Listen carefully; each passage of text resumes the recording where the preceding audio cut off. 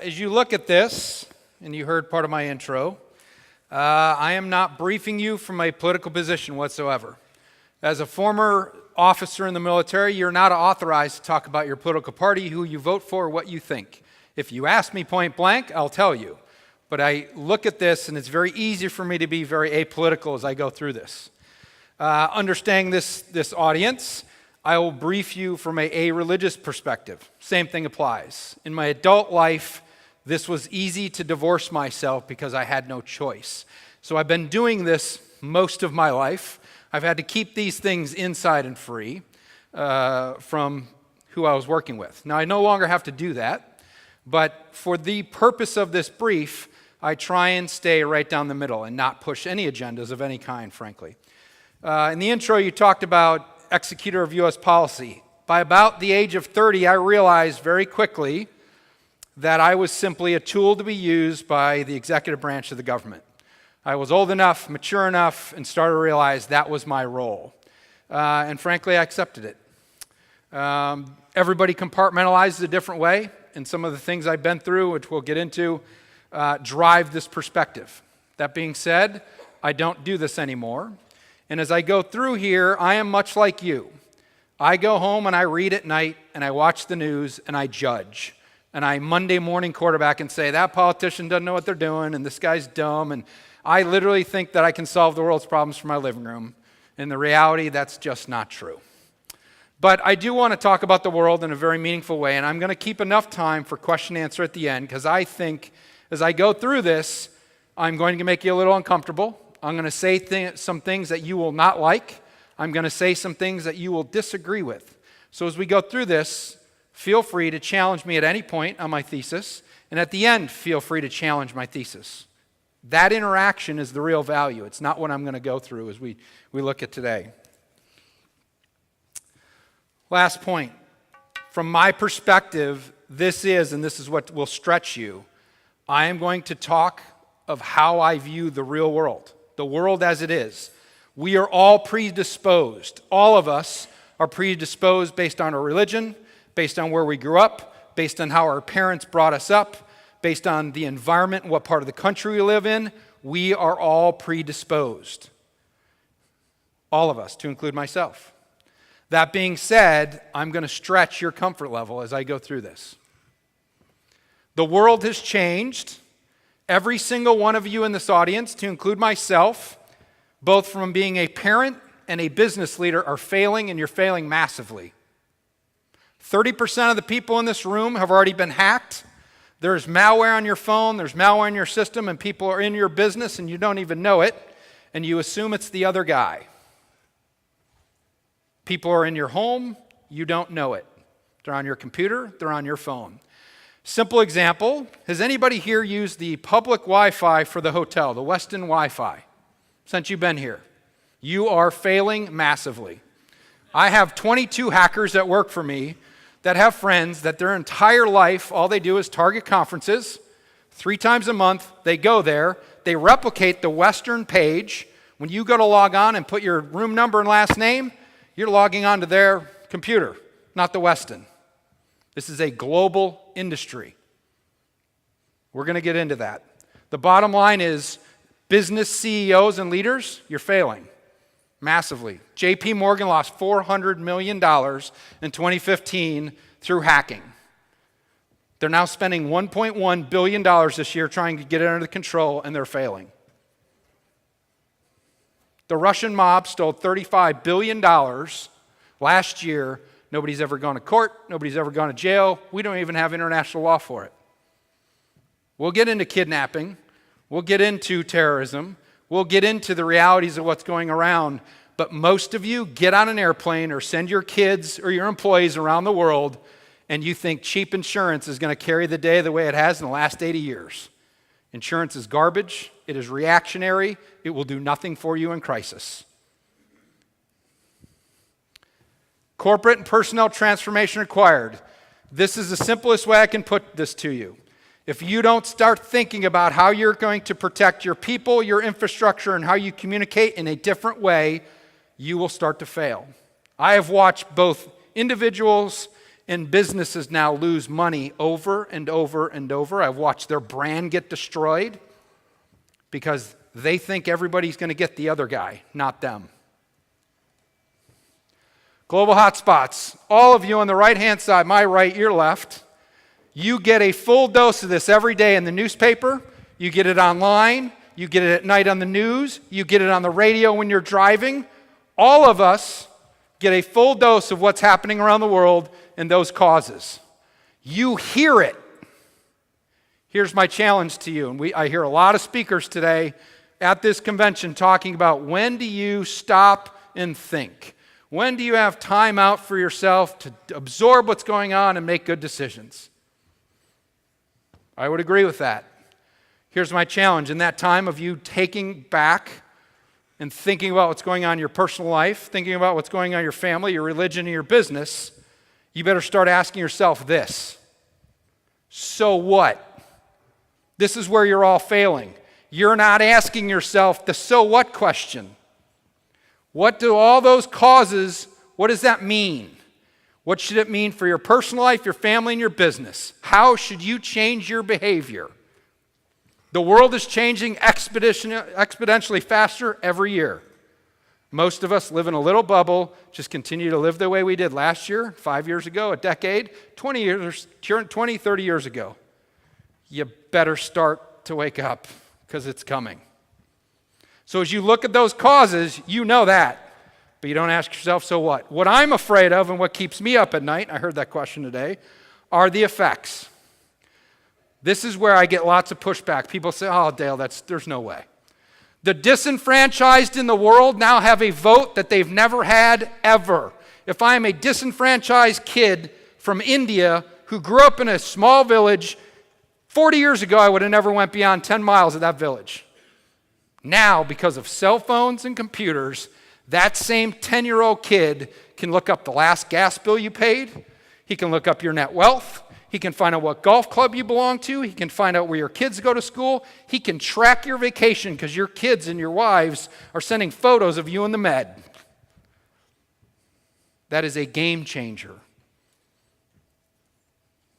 Another statement you won't like.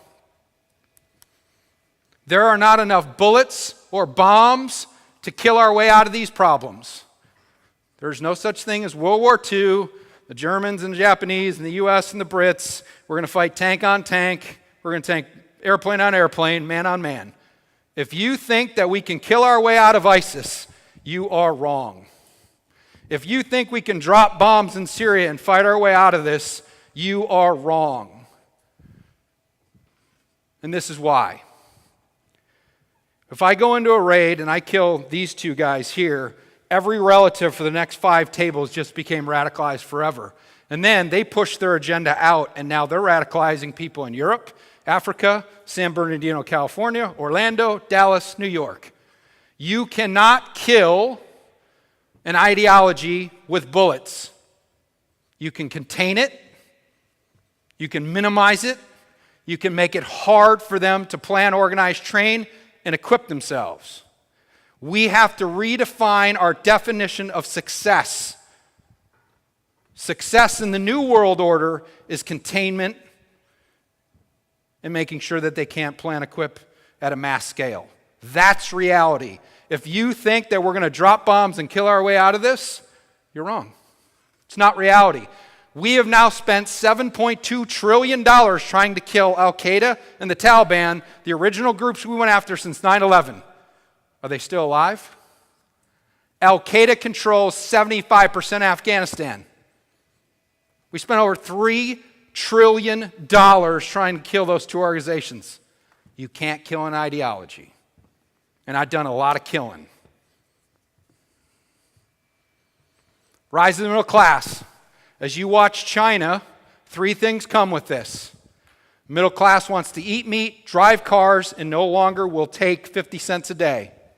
We have ridden that wave for a long time. So eventually that wave is going to start to get smaller and smaller and smaller. Where's it going to push? Into Africa? Where's it going to push into other parts of Central South America? When that happens, and I have this happen every month to me, I have clients that are dying to go into Africa. Back to my original point. The COO and the CFO will do the cost-benefit analysis to push in and find cheap labor and cheap manufacturing in Africa. It's coming. Africa is not Asia. They will fail to figure out how to protect their people, infrastructure, and communications because they are too cheap. They don't want to spend the money, and then they'll go in and they will fail. I've already watched it. It is real. Access to the internet. Borders no longer matter. Period. We'll get into that later. Mobility used to be Europe's greatest asset. It is now its greatest weakness. The Romanians don't want to talk to the Turks. The Turks don't want to talk to the French. The French don't want to talk to the UK. We've had Brexit. Well, we got Frexit coming. We got Germany coming. The European Union will not survive, and it will fail. Their ability to not share information because they all think they're better than everybody else. Their ability to not close down their border and control their border because they don't have the funding, because their populations are dying and their economies are stagnant. That is reality in Europe. Mobility is a dangerous thing now. People freely moving. Drug trade's going to expand because people are going to get desperate. Watch Venezuela. If you have not been watching Venezuela for the last 2 years, you're failing. It is the next failed state in our hemisphere. The drug trade is booming out of Venezuela into Western Africa because unlike the Middle East, there is no religious ideology. There is an ideology of greed and survival. So that government's about to plummet. It's going to be in our hemisphere. And the question is it an opportunity or is it going to be detrimental to the rest of our hemisphere? Because it could be either. Just depends on how we manage it. Political advice, decentralization, urbanization. Urbanization. In New York City, where I came from last night, 8 million people occupy the island of Manhattan every day for work. If you include all 5 boroughs, it's about 14 to 15 million people. In the last 3 years, I've gone to Sao Paulo and Rio for the Olympics and the World Cup. Sao Paulo is 24 million people. Do you think Los Angeles or New York could absorb 24 million people and function the way it does today? This concept of super cities over the next 50 to 75 years is coming. Sao Paulo is just scratching the surface. What you're going to find in super cities is 9 million to 24 million. Sao Paulo don't have clean water or sewer. They have no opportunity for employment. Drugs are rampant. Kidnapping is rampant. They're going to do what they have to do to survive. And they literally have standing orders in parts of those neighborhoods where police will not go in unless they have 40 men or more in armored vehicles. You're going to have road warfare going on in super cities where the government simply will not even try. No essential services. No water, no sewer, no electricity, no road maintenance. We're simply going to give up on it because we won't be able to maintain it. That is a reality that's coming. More importantly, will we even bother trying to fight in combat in a super city? Is it even feasible? Or do we just wash it away and bypass it and keep moving? I don't think you can win in a super city. Watch Mosul, Iraq. How long has the United States and the Iraqis been trying to take Mosul for the 3rd time now? It's been the last 18 months straight. We can't take one city back. We spent $7.2 trillion. We can't even take a city in northern Iraq back right now. Think we can kill our way out of these problems? It's not real. United States, right here at home. Again, key roles of government. You know it. You took it in civics classes. The question is, so what? How's it changing? Is it real? Look on the left side. Internet. Email, phone, text, voice, cameras, finance, drones. There is not a single thing that I cannot find out about you, your business, or your family today between the white web, the open web, and the dark web. If you have not been on the dark web yet, you're failing. If you're a CEO or a father and have kids, you haven't been on the dark web yet, you're failing. The dark web comprises 75 to 80% of the World Wide Web that we think is out there. When you get on MSNBC or your banking, that only comprises about 20 to 30% of the internet. The rest is the dark web. Everybody's encrypted. Nobody's geolocated. I can buy a human being. I can buy chemicals. I can buy drugs. I can buy weapons. I can buy your medical record. I can buy your social security number. I can buy your address. I can buy your kid's homeroom teacher's email. It's all for sale right now, 24 hours a day. As you look at this, I have a software program in my office that monitors 770 million websites a second. And if your Facebook is not public but private, all I have to do is find one of your friends that's public, and I can go right into yours, and it's perfectly legal. If you go on vacation and let your kids or your spouse post photos of you on vacation, you're failing.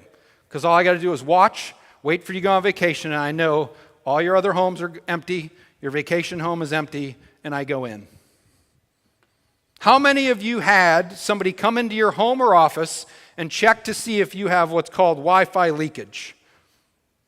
How far out does your Wi-Fi go to the street? Can I just sit in a car, have one of my hackers sit there, and hack his way into your business or your home?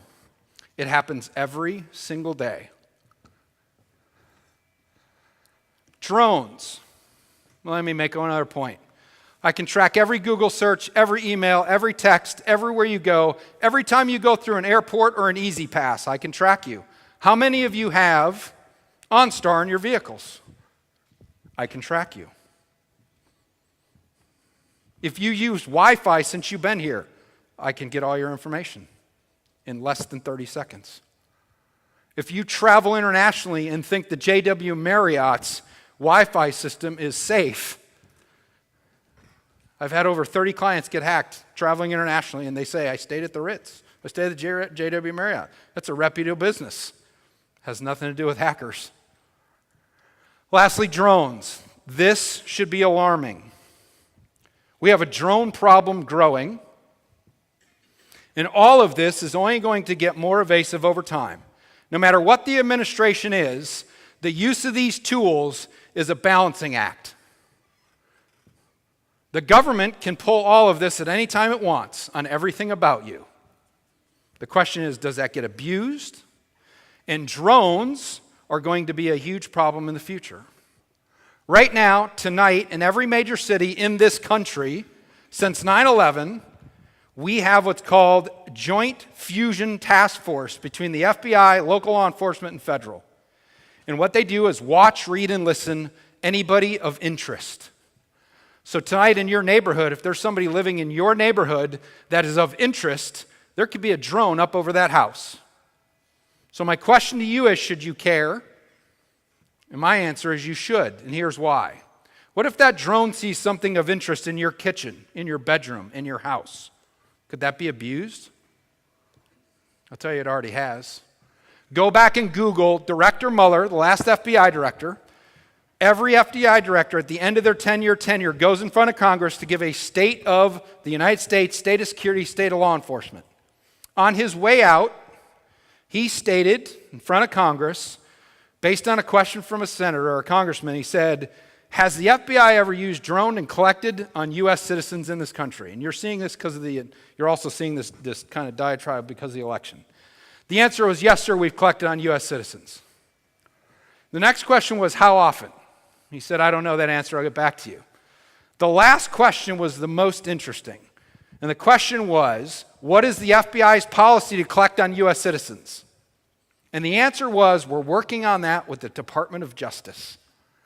We were collecting on you without a policy, without oversight.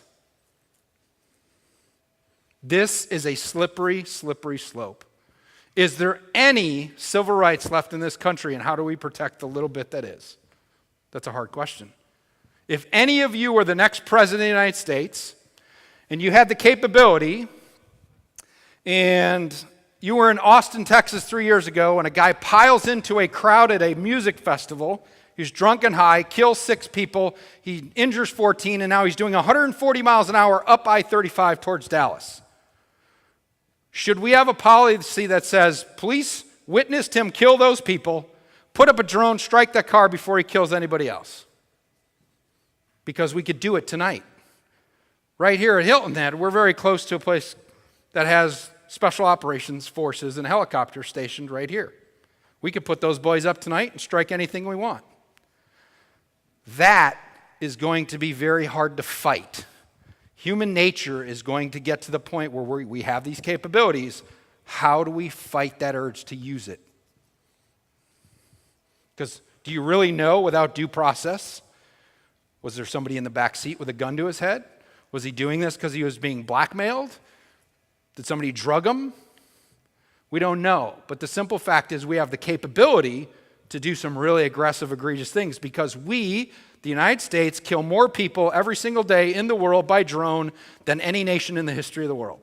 We're really good at it. Global economic risk. What you'll notice on that map as you look at the portrayal of where we think we're going to have growth, Libya, Russia, Venezuela, Brazil, they are all doing very poorly. As you look at where you see big opportunity, Middle East, Sub-Saharan Africa, East and Southwest Asia, people are going to want to go there. Cost-benefit analysis will drive you there. Back to my original point, be very careful. If you're going to go there and you're going to operate, you're going to send employees there. I have 3 Fortune 500 companies I support. We're going to get into India. India is the number 2 kidnap and ransom country in the world. I predict it'll be number 1 in the next 3 years. It is right now the number 1 sexual assault capital of Western women in the world. Very quietly. It is a huge problem. And we as America are complicit in hiding it. We pay people off. Cyber. We talked about your Wi-Fi here. The key tagline that should get your attention is above that red line. More IP and money has been stolen in the last 15 years in the history of the web. This should jump out at you for a couple of reasons.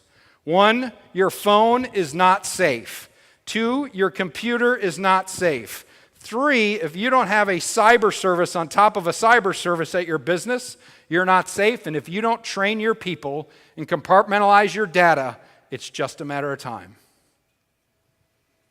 Secondly, the Chinese. As you look at that, we, the United States, have a huge problem that used to be an advantage. We elect our officials based on 2-year, 4-year, 6-year, and 8-year cycles, depending on where they sit in the system. Our politicians, much like corporate America, which is focused on the quarterly earnings, which is short-sighted, well, so are our politicians. They're trying to produce results in 2, 4, 6, and 8 years. That is now a huge problem for us. Because number 1, you have the government, and then you have private business, and they are not aligned and they are not supporting each other. And we're in the short term. Our system is now a detriment to our survival. As far as not being aligned, there are a lot of things the government should be doing for corporate America and private business to safeguard your IP, your trade secrets, your financials, your M&A activity, and they're not because we're all terrified of the government. I used to be in it. When the CIA came to my office in Virginia 3 times now, the FBI's been there 6, I say no thank you. Because if it gets out that one of my clients' information is shared with a 3-letter government agency, I'm done. That's a problem. We have to get to the point where I want the FBI to come tell me, we think you're being looked at by North Korea. We think you're being looked at by Russians. Because statistically, at least 40% in this room have been looked at by those nation states. Here's why that's dangerous. The Chinese, they have a 100-year stare. They now know they don't ever want to take us on militarily, not now. Why should they? They can just sit back and steal all of our R&D, all of our IP, all of our trade secrets. Why would you bother to go to war? I can just sit back and wait for you to develop the next thing, spend billions of dollars on it, I steal it, and I literally skip generations of R&D. That's what they're doing now. The Russians have figured it out. This is dangerous. If we don't correct this in the next decade, we're at risk. Key statement, you won't like it. Think about this tonight. America is not guaranteed. America is an idea. We all assume that America is just going to continue to be the largest, most powerful superpower in the world. Tell me how many superpowers have ever lasted? Every single one of them has failed. Why do we sit here today and think that can't happen to us? Why? Why do we think it's guaranteed? Think the Brits thought that? Think the Chinese thought that? They were wrong. This is dangerous. I am working with the initiatives group at the White House on this. The intent is to bring corporate America and the government together within the next decade. If this doesn't happen, we are at risk. Global terrorism. I'm not telling you that you should change your life. I'm not telling you you shouldn't go on vacation. I'm not telling you you shouldn't go to Nice, Paris, Belgium, Dallas, Orlando, San Bernardino, New York City, anywhere in the Middle East. I'm telling you, you better go prepared. I'm telling you, don't get on the aircraft without knowing who you're going to reach out to get you out of that country immediately. I'm telling you, don't get on the aircraft or send your kids out or send your employees without knowing how they're going to get out of there if the airspace is closed and their leg is broken or their back is broken. And it's not going to be insurance that's going to get you out of that. I'm telling you, you better travel to Russia and Beijing with clean computers. And when you get back, you better destroy those hard drives as a matter of policy for all your employees and your kids and your wife. Did anybody see 9/11 coming? We spend $700 billion a year on defense. Nobody saw that coming. Did anybody see Dallas? Did anybody see New York? Did anybody see the bombing marathon? The reason is it's an ideology. You can't stop all of them. It's impossible. We could spend triple the amount of money we're on. We're still not going to stop it because it's an ideology. Nobody wants to accept that. Nobody wants to hear it. This is real. It's not going away. We'll get into Europe. I talked about Europe this morning during my intro. The stat that should grab your attention is 9 times more people get killed than in 2000, and that number's going up. You can see the hot spots. Just look at the hot spots. That's not going to change, and frankly, they don't even matter because the borders don't matter, and the simple fact is it can be anywhere now. The fact that we have not had 400 people killed at a sporting event or a mall yet is coming to a theater in a neighborhood near you. You can't stop it. Do I think we're going to have a tactical nuke stolen from Pakistan parked in Baltimore? I don't believe it. And I'll tell you why if we get into question and answer. What I do think will happen in my lifetime is there will be a chemical attack in the United States that kills 200 to 400,000 people. That will happen in my lifetime, and I'm 49 years old. Go back and Google 60 Minutes, chemical sale, Moldova. An envelope that big was sold in Moldova that if it was ever posted airborne or in a water system could kill 400,000 people in any major city in the world. The only reason that sting operation caught that sale is because of what the NSA does. But right now, we have a major gap. If you ask me what is the number one primary concern of the entire U.S. government, it is not terrorism, it is not hacking, it's not global warming. It is how do we crack parts of the dark web? For the last 20 years, going on 20 years, we could watch, read, and listen to everything our enemies did. Right now, go back and Google Comey, Congress. He says, point blank, and he's doing it for multiple reasons. I have 10 fingers, they're all in the dike. I can't do what Mueller did, which was watch, read, and listen to all of our enemies globally. The dark web and the encryption systems now, parts of them are unbreakable. Sooner or later, one will get through. Russia. This is in the news. You've heard tons of it. I would tell you that what you hear, read, and listen in the press is garbage, and you should take a step back. Back to my original question. Ask yourself, so what? A couple of key facts to give you a little context. The Russians' economy is broke. They're tied, 72% is tied to oil and gas, their GDP. They just this quarter creeped up. They're like 0.2% in the black. It's been ugly for the last 5 years. They are dying. That bottom bullet, minus 30 million people by 2050. They are dying, and they're not going to bring in immigrants, which means they are going to fall apart. We, by 2015, will probably be 450 to 500 million in the United States. Our economy and our engine, you can't stop it. They are broke, they are drunk, and they are dying. On the military side, go back and Google Russian aircraft carrier Mediterranean, Syria. They parked an aircraft carrier in the Med to launch jets in Syria. And this is something you'll not read in The Economist. You won't hear it on the news. The Russian OR rate, the operational readiness rate of that aircraft carrier and its airplanes was 61% after just 90 days of being there, meaning 61% of their equipment worked. The rest of it was garbage that they constantly were trying to fix. In contrast, the U.S. military in the longest conflict in the history of our country never went below 94%. We could annihilate Russia militarily in a month. Could they do a one strike somewhere in Europe and have effect? Yes. But can they maintain? Are they expeditionary? Do they have the logistics to maintain anything? The answer is absolutely not. It's garbage. Your average citizen makes $450 a month in US dollars.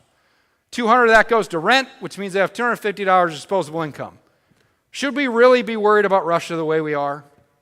Really?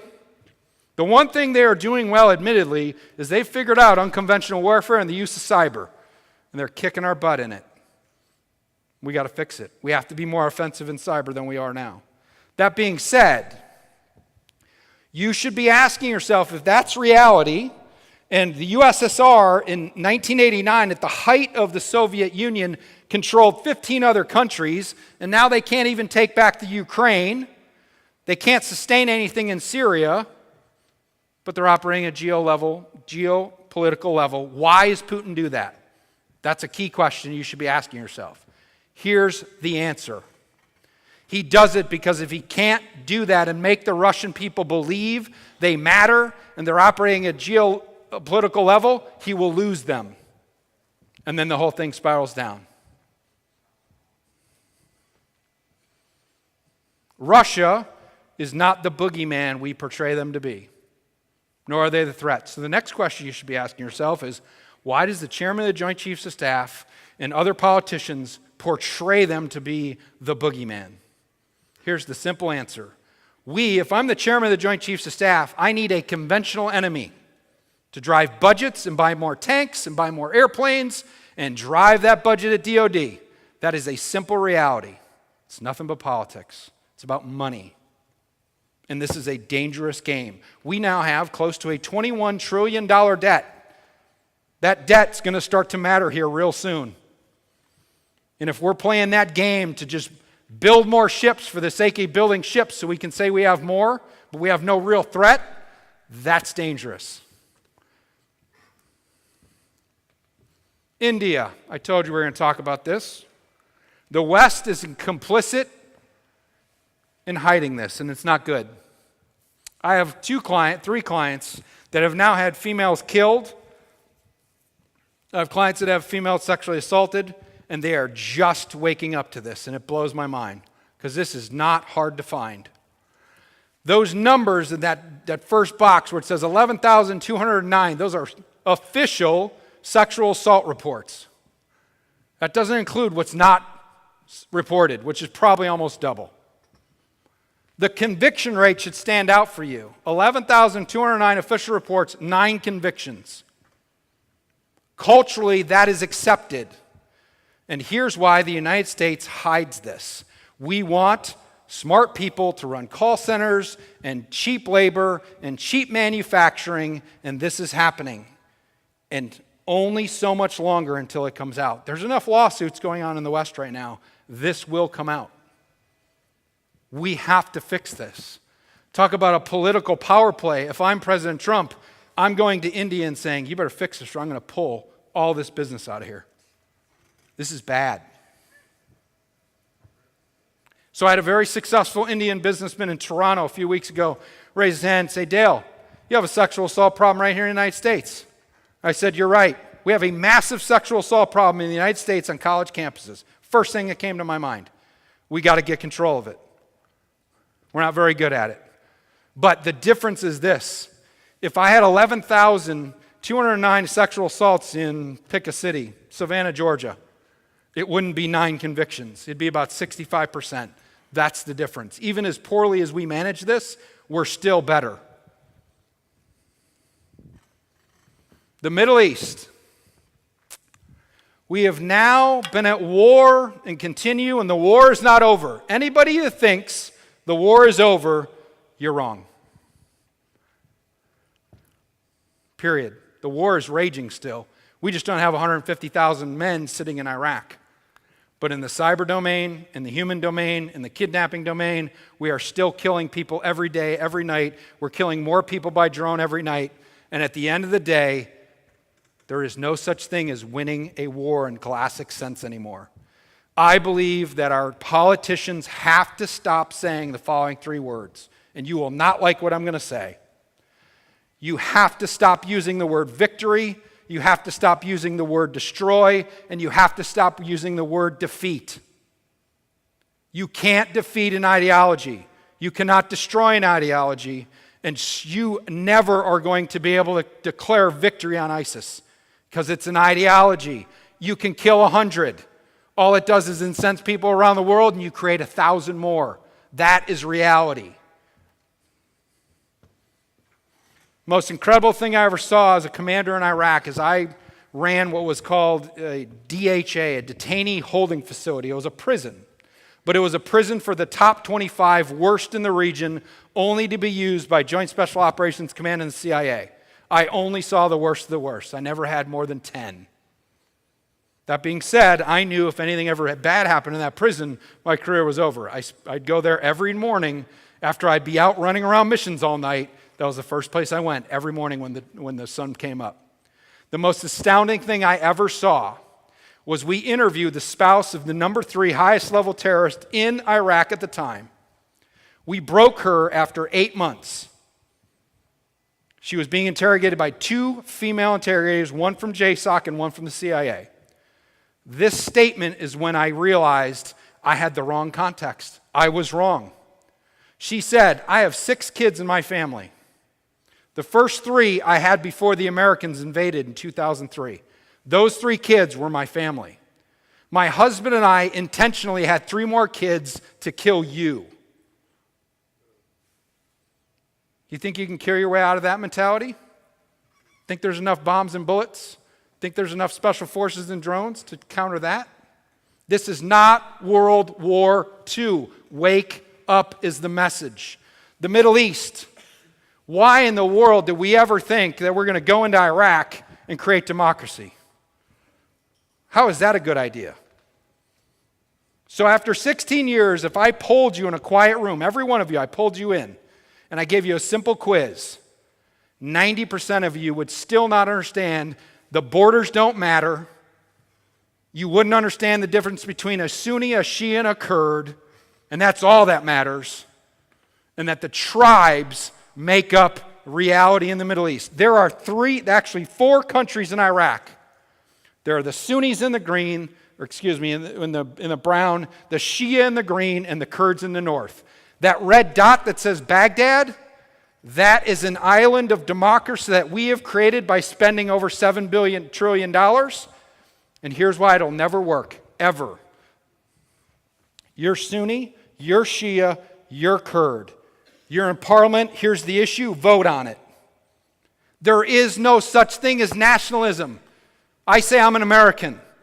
Nobody in the Middle East says I'm Jordanian. They say I'm Sunni, I'm Shia, I'm Kurd, here's my family name. That is the only thing that matters in the Middle East. We are still failing at this. After 16 years of spending money and dollars and blood and treasure, we still are doing the same dumb things here. I've killed a lot of people. And every time I did, I knew after about the third tour of that all I was doing is creating more. It's a fact. As you look at the Middle East, the borders mean nothing. As you look at that red line that goes right through Baghdad, to simplify this, I called it Team Shia to the east, which really encompasses Iran, and Team Sunni to the west and to the south. As you look at that, make no mistake, there is a Cold War and an arms race going on between Iran, Saudi Arabia, and the Gulf states as one. And right above all of them is Turkey. We, the United States, need Turkey. There's an air base there. We need it. During the Turkey coup 8 months ago, during the coup, that air base was shut down. When it was shut down, we were spending $3 to $4 million a day to prosecute ISIS and Al-Qaeda. Now we have to launch aircraft off of ships. Bill went up to $12 million a day. We can't hold that region without Turkey. So if you haven't been watching Turkey for the last 3 years, Erdogan has now consolidated power. Right after the coup, my organization put out an intel projection that said Erdogan is consolidating power. He is going to jail 3,000 to 4,000 of his enemies. Police captains, military leaders, press that right against him. Guess what the low-end estimate of how many people he's jailed and killed is right now? 16,000 to 18,000 people. So I am hoping, and we'll get to this at the end, that Turkey, which we need, because it's the gateway to Europe for all the refugees, and we need it for military purposes. Ultimately, if you're the president of Turkey, right now he's dancing with 3 partners. He's dancing with the Iranians and the Russians as one. He's dancing with the Saudi Arabian the Saudi Arabian government and the Gulf states as 2. And he's dancing with us, the West, as 3. He has to live there. If he picks Iran and the Russians, he loses us, and he loses all the Gulf states in Saudi Arabia, which are Sunni. If he picks Saudi Arabia and the Sunnis, he loses all the Shia. He'll have a civil war in his country, just like that. If he picks us, we're the most neutral partner, and he doesn't have to deal with us in the region the way he does everybody else. I am hoping this happens. This is dangerous. This is bad. This is high risk. This is poker. You should all be watching Turkey. All of you should be watching what's happening. Refugees, the things that should stand out is this. I'll put this in very deliberate, simple terms. We got 15 minutes left. There are now, low-end count, 21 million people have come from the Middle East, and everybody's forgetting about North Africa. We don't have numbers on North Africa. So let's just assume right now that is 21 million people have surged into Europe. Are the Europeans embracing them? The Europeans hiring them? Do they want them there? This will sound super racist. It's not intended to be, it's just reality. The Europeans have turned their back on the Muslim population for the most part. And right now we are in a strategic pause because we, the West, are doing what we do best. We have a problem because we have 21 million disenfranchised, upset people that are not going to integrate. They're not going to learn the language. They're not going to eat the food. They're not going to get jobs. And then we've got a problem. So what are we doing about it? We're throwing money at it. Just like all good governments, we're providing housing and food and stipends and basically unemployment. So my prediction is you'll see we're in a strategic pause. You're going to go through the next 24 months. You're going to see a slowdown in terrorist attacks. They'll still happen, but not at the rate we've had in the last 5 years. And as soon as the money comes off, because by then, you're going to have 27 to 28 million disenfranchised people. So let's just assume, this is best case, that of the 28 million people that are coming, because there's 4 more million sitting right now in Turkey in camps. There's 2 more million sitting in Jordan in camps. We don't know how many are sitting in North Africa.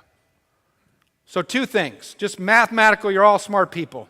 If just 1% of 28 million people are disenfranchised and can't get a job and can't create wealth and can't create a future, there's only two paths. They're either going to go down the criminal route to do whatever it takes to survive. Drugs, human trafficking, stealing things, selling things, and cyber. They're going to do that. So you're going to see a spike in crime in Europe. Number two, the other path is they go down the path of terrorism because somebody got hold of their brain and an ideology. The bottom line is if you have just 1% of 28 million sitting in Europe, 3 to 5 to 6 years from now, you're no longer going to go to Nice. You're no longer going to the UK. You're no longer going to Romania. You're not going there the way you did for the last 60 years.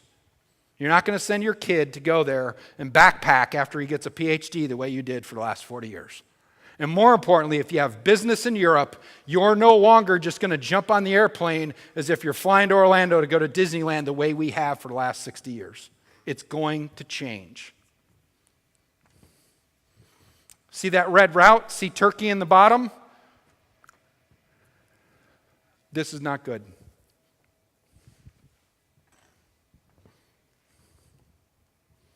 Mexico, Central America, I'm going to move pretty quick here. Mexico is the number one kidnap and ransom country in the world, and it increases exponentially every year.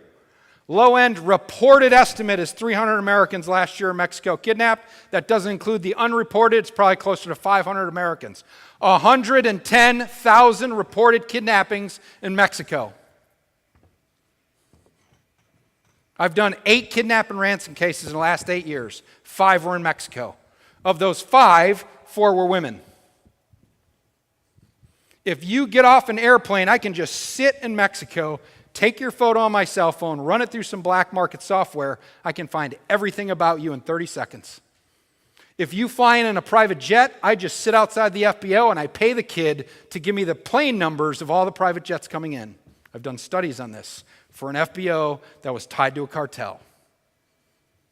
You are all targets in a way you've never been before. This is real. It's not going anywhere. And here's the last part of this on Mexico, and you will not like it. Who created this problem? We consume more dope. Your kids snort more, shoot more, crave more dope than anybody else in the world. And you're all in business, so you know where there's demand, there will be supply. No wall will change this. It will not slow it down because, frankly, 80% of the dope goes right through the lanes, right through the legal passing of the border crossings. If I'm a cartel leader, it's nothing but a mathematical problem. I have 20 lanes that become 10. I'm going to put every hour so many drug mules, and yes, I'm going to take a 20% hit. Who cares? The ideology here is not religion, it's greed, period. Here's the second half that you won't like. Colombia is the number one producer of cocaine in the world between Colombia and Peru. In the late 90s, I used to deploy to Colombia. I did 8 tours in Colombia. From 97 to 2000, we killed and captured 75% of the FARC, the guerrilla organization that produces cocaine and moves it around the world. We killed 75% of them. We had them on the ropes. I thought I was doing a great thing. At the same time, we were taking high-end police, and this is all unclassified now, high-end counter-narcotics and police officers, sending them to Fort Bragg, North Carolina, training, equipping, manning, sending them back to Mexico. And then in 2002, the perfect storm hit right after we invaded Afghanistan in 2001.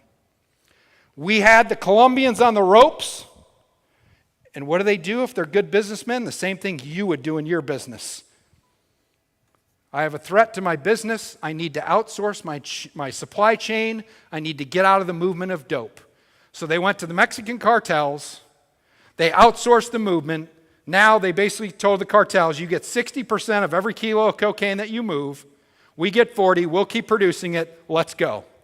There are now 7 primary cartels that have exploded in Mexico. Guess who's leading those cartels? The very people that we trained. They were smart. We showed them how to organize, how to manage people. We gave them operating skills. All the same business principles that all of you live every day, we created them, and they said, you know what? I get paid $16,000 a year as a counter-narcotics police officer in Mexico, and I'm risking my entire family every single night. And I'm watching these guys make millions every single day. Back to why, two things. Mexico, when you go there. If I am a low-level, uneducated kid with a gun that's part of a cartel and does what I'm told, and I see everybody above me making lots of money, and I know, I've heard of this term, express kidnapping, where I can grab an American and I can make $200,000 in 24 to 36 hours. Do you not think I'm incentivized to do that? I am. Last point, Central America. 3 Central American countries now have the highest murder per rate capita in the world. We created a super drug highway. Thousands of people are murdered every year in Central America, and we created that path. It's not going away. It's not going to get better. And we are at risk. If the Mexican government ever crosses over, it will be a narco state forever. That's the nightmare scenario here. Kidnapping. Mexico and India, number 1, number 2. I think India will probably surpass it. Again, I'm a poor Indian kid growing up in the class system, which, by the way, is going to break. Because why? They all have phones now. They know that they are growing up in a class system, and they're not going to take it. It's just a matter of time. It's just a matter of time. As you look at that, Venezuela, you'll see an uptick in kidnapping. It's already started. Brazil, since the economy started to crash since their height of 2012 when they had the protein bridge and the Chinese were buying everything, that has ended. Brazil is now one of the most dangerous countries in the world. It owns 20 of the highest murder per capita cities out of 50 in the world. One country, Brazil. This is not going anywhere. Last slide, called the crystal ball. I update this about every 6 months. I'm right about 92% of the time. I've been wrong. I'm not perfect, and I didn't predict 9/11, and I didn't predict Paris, and I didn't predict Turkey, and I didn't predict what happened in Belgium this year. It's really hard. All I can do is look at stats and trends and read. There's no magic to this. I think the U.S., we are going to have to figure out how to get hold of our deficit, which means we're going to have to be very careful of how we interdict with the world.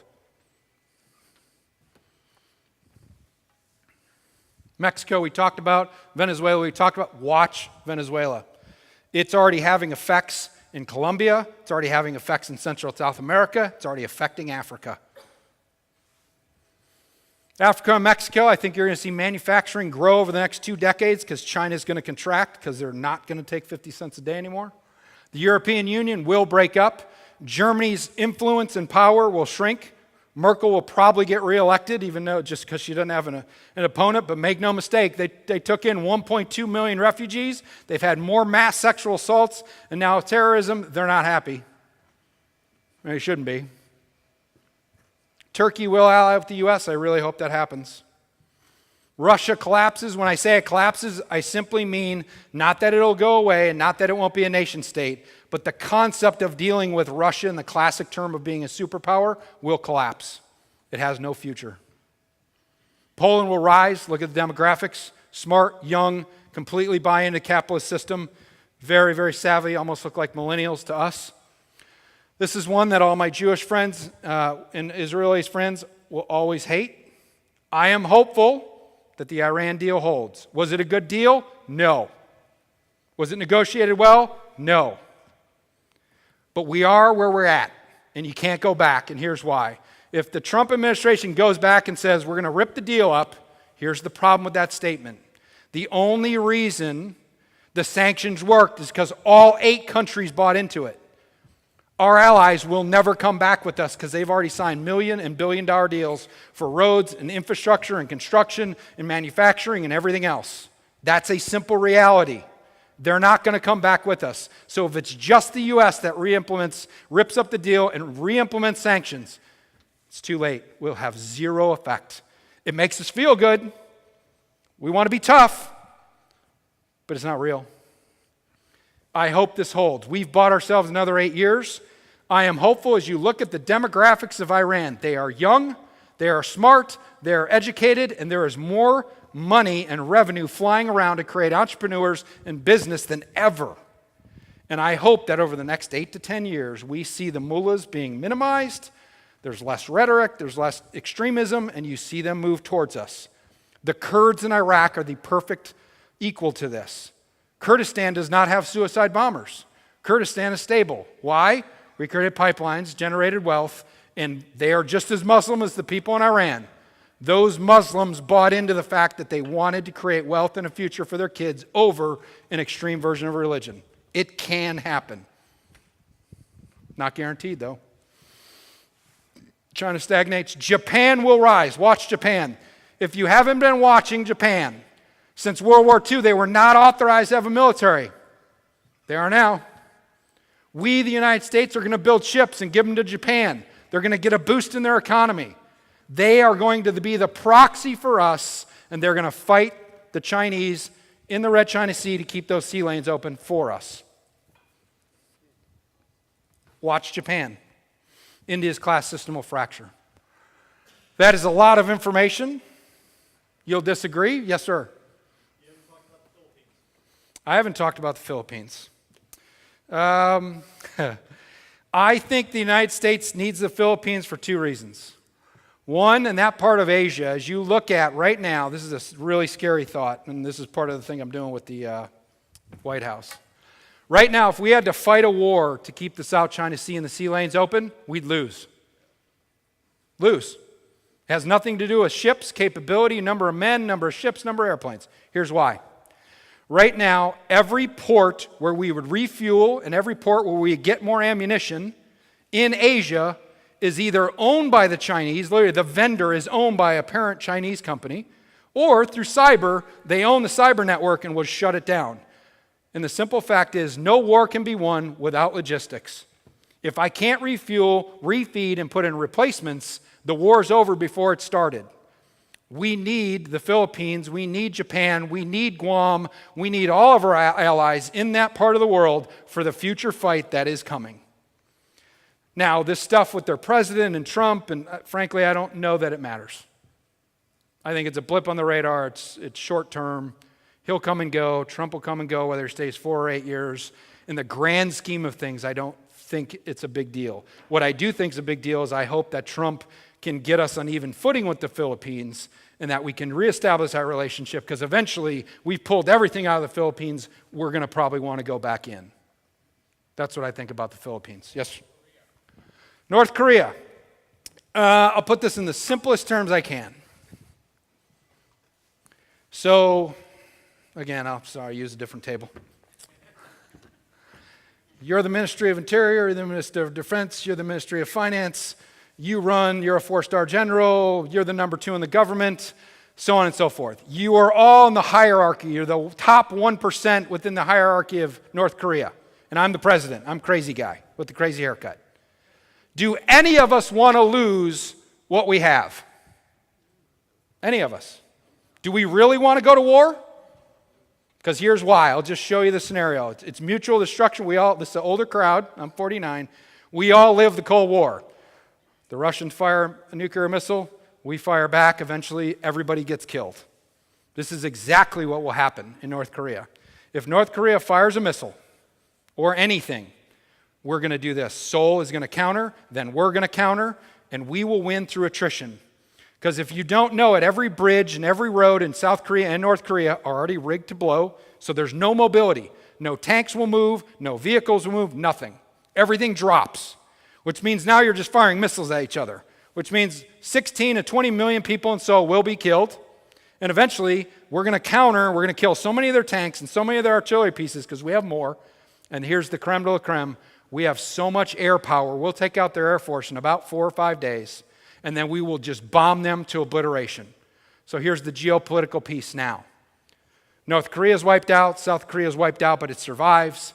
We are going to go in and pave it and put literally the biggest Air Force base and the biggest Navy bases in the world right next to China. You're China. Do you want me sitting in now North Korea in a unified Korean peninsula in which the South owns it, with the U.S. backing it, with the 2 biggest facilities in the world sitting on your border? Chinese don't want that. So here's my last part of the thesis. The only way this is real with North Korea is two things. One, he actually goes nuts and he's actually off his rocker and orders it and starts the launch. Because once you start it, you can't stop. So he's literally got to be crazy, which it could happen, but it's unlikely because he loses his cushy lifestyle and he definitely gets killed. And everything gets mutual destruction. Two, there's a misstep in diplomacy, there's a misstep in language. That is a dangerous scenario. I think there are enough smart people around President Trump now, and he's listening, that he won't make that misstep. Yes? The trigger point sooner than that, though, the U.S. can't really afford to wait until he has the capability, right? No, but we have no sense of reality. So North Korea, of every single country in the world, is the hardest intel target in the world. We know nothing about North Korea. And the other option is we kill him, right? We get China or a proxy to go murder him, which we could do. Here's the problem. It's like watching Saddam. It's like watching Gaddafi. It's like watching Mubarak in Egypt. We have no idea. There is no succession plan, not that we know. And it's kind of the devil you know. So Libya hasn't worked out so well. Saudi Arabia and Iraq with Saddam Hussein hasn't worked out so well. Those guys understand their population. They understand the pressure points. In many cases, you can make the argument that they're the only thing that creates stability. So, do I think that Iran eventually will get a nuclear weapon? It's a matter of time. Do I think North Korea could eventually get a nuclear weapon? I think it's a matter of time. I don't know that you could stop it without going to war, and the question is, are we willing to go to war over it? And the question is, I don't know. I don't. How do you protect yourself on all the cyber attacks? Yep. Future drones of Amazon, which Yeah. know that they're building, Yep. and they have patents on Yep. it. Where does it stop? Where does it put us? Yep. So this is the simplest thing I can say is start small.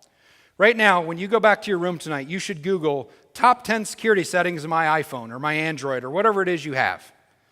All of you, I bet you if I looked at all your phones one by one, 70% of this room has your location on, your Wi-Fi is on, your ability for Google and Bing to track every Google search is on.